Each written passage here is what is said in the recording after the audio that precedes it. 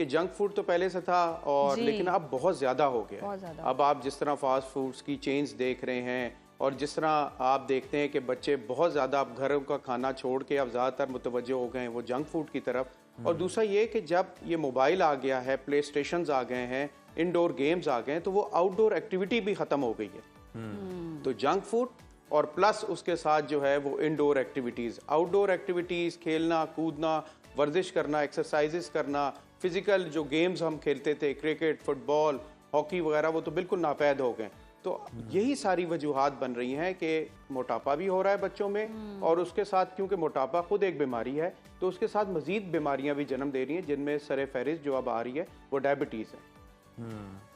अच्छा डॉक्टर साहब, अगर हम देखें तो क्या खुराक का ही मसला है या फिर और भी कोई बहुत सारी ऐसी आदत हैं आजकल के बच्चों के अंदर जो पेनिट्रेट कर चुकी हैं, उसकी वजह से भी जो ओबेसिटी है बच्चों के अंदर वो बहुत ज़्यादा बढ़ रही है?